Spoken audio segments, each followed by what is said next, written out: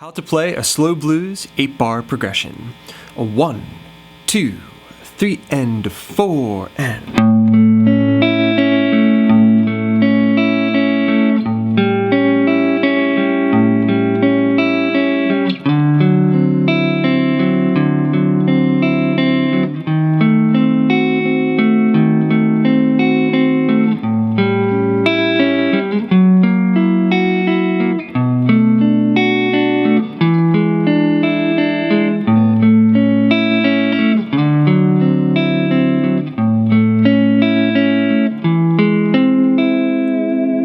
Hello friends, and welcome back to Swiftlessons for another rhythm guitar tutorial. In today's session, I'm going to be showing you how to play a standard 8-bar blues. Now some of you might be kind of tired of that typical 12-bar progression. This is a great way to shake things up a little bit. So I'm going to be showing you a variety of different chord shapes and teaching you how you can add an arpeggio picking pattern to make the progression sound even more interesting. I got a full tab for you at patreon.com/swiftlessons. Support the channel there for just a couple bucks a month and gain access to a ton of extra resources for all my popular YouTube guitar lessons. Now, let's get started. Okay, close look at the fretboard, getting started breaking down how to play an 8-bar blues. Now we're going to be using a variety of different chord shapes. So let's get started learning how to play the chord progression.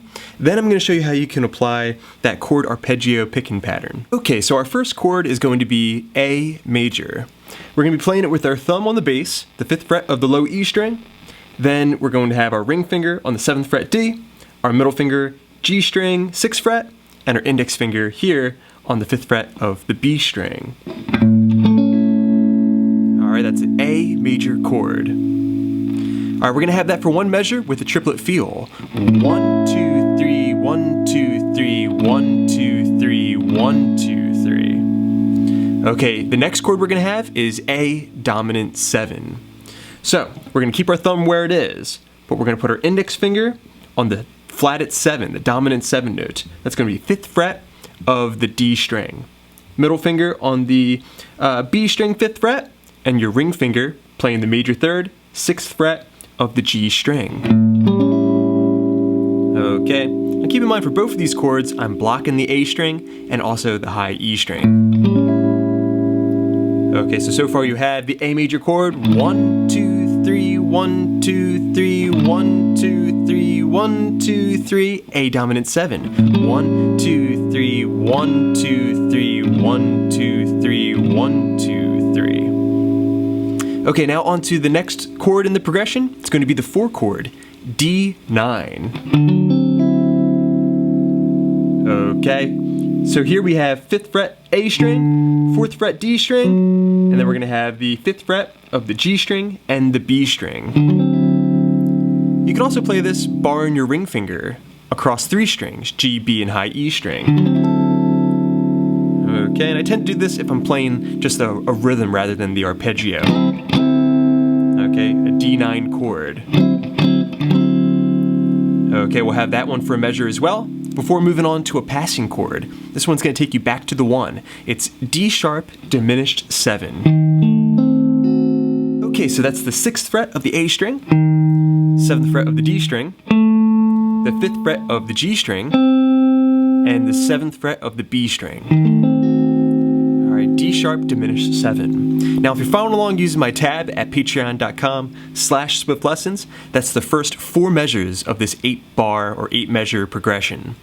Okay, put those 4 measures together and we've got the A major. 1, 2, 3, 1, 2, 3, 1, 2, 3, 1, 2, 3. The A7 chord, 1, and 2, and 3, and 4. The D9 chord, 1, 2, 3, 1, 2, 3, 1, 2, 3, 1, 2, 3. The diminished 7, 1, 2, 3, 1, 2, 3, 1, 2, 3, 1, 2, 3. Alright, then we're on to measure number 5. It's going to be a split measure. Actually, all the measures going forward are going to be split measures between 2 chords. So this one's going to be A dominant 7, 1, 2, 3, 1, 2, 3, 1, 2, 3, 1, 2, 3, to an F sharp 7 chord. So you already know how to play the A7 chord. Next we're going to the F sharp 7. It's just a C7 chord shape, which you might already know. Transposed up, index finger, 7th fret position to the key of F sharp. Okay, so 9th fret of the A string, the 8th fret of the D string, 9th fret of the G string, and the 7th fret of the B string.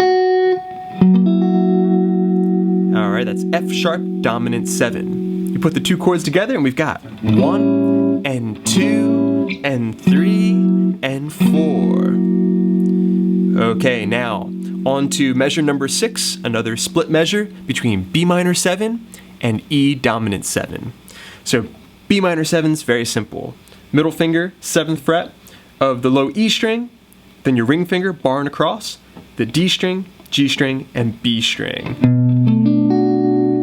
Now some players might like to play this with their index finger, middle, ring, and pinky. Okay, again, the A string and the high E string are muted. Okay, but this is the way I prefer to play this chord. Then from there, we're going to go to E dominant 7, and it's going to be played the exact same way as our F sharp dominant 7, just down one whole step. Now, that is your first 6 measures of music. Let's go back to the beginning. We have the A major chord for a measure. 1, 2, and 3, and 4, the A dominant 7. 1, 2, 3, 4, the D9. 1, 2, 3, 4, the D sharp diminished 7. 1, 2, 3, 4, split measure, A7. 1, 2, F sharp 7. 3, 4, B minor 7. 1, 2, 3, 4. Okay, from there we're going on to the final 2 measures of this 8-bar progression.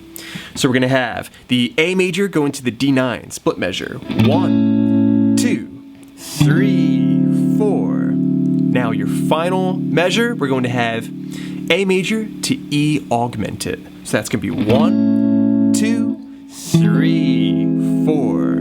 Now this augmented chord could have been just a plain dominant 7, but it sounds great to put it at the end of the progression. It adds a lot of suspense and a lot of tension.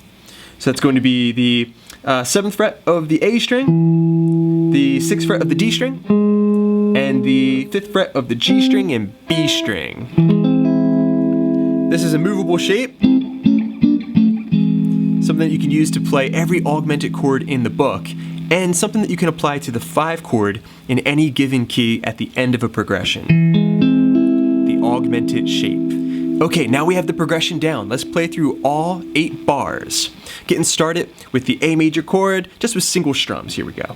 1, 2, 3, 4, A7. 1, 2, 3, 4, D9. 1, 2, 3, 4, D sharp diminished. 2, 3, 4, A7. 1, 2, F sharp 7.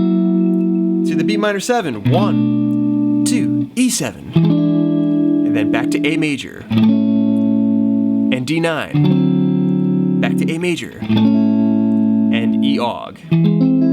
Okay, very good everybody. Now that you have the chord progression down, let's see if we can apply a little bit of picking to each shape. Getting started with the A major chord, we're going to be applying 8th note triplets. Okay, so 1 triplet per quarter note. So 1, 2, 3, 1, 2, 3, 1, 2, 3, 1, 2, 3. Alright, so that was E string, D string, G string, B string, G string, D string. Okay, we need to do that twice to fill up the measure. 1, 2, 3, 4. Okay, do the same thing to the A dominant 7 chord.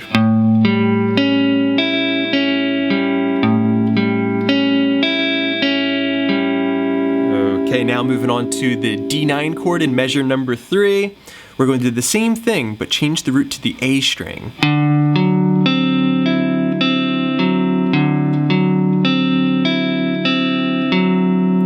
Alright, exact same thing to the diminished chord.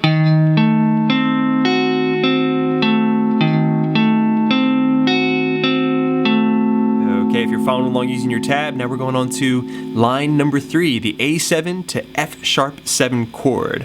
So you already know how to pick an A dominant 7. Alright, next to the F sharp 7 chord, we need to switch to our picking pattern for the A string rooted chords. Alright, now to the B minor 7 chord, back to the first pattern. E, D, G, B, G, D. Then to the E dominant 7. Alright, then finish up. Now we're going on to measure number 7. Back to the A major chord. E, D, G, B, G, D. The D9 chord. Back to the A major chord. And then finishing up for the E augmented chord, I like to just play. Maybe grab a little bit of whammy bar right there. Okay, so that was A, D, G, B. Let it ring. Alright, and then that will take you back to the beginning of the progression. And remember, you can pick through these chords, but you could also strum through the chords. Now, I love this kind of long strum, short strum approach to strumming through these changes. So, long and short, and long and short, and 1 and 2 and 3 and 4, D9, 1 and 2 and 3 and 4, diminished. A7 and 1 and 2, F sharp, B minor, E7, A major, D9, A major, and E augmented. Alright, as another alternative for your rhythm. Alright friends, thanks so much for checking out this blues guitar tutorial. I hope you enjoyed it. Let me know what you think in the comment section down below. As always, big thanks to my supporters at patreon.com/swiftlessons. I hope you're enjoying all those extra resources. And thanks to you guys, I got many more lessons coming up. So keep checking in, please subscribe, please share. This is Rob at Swift Guitar Lessons in Philadelphia, saying happy picking.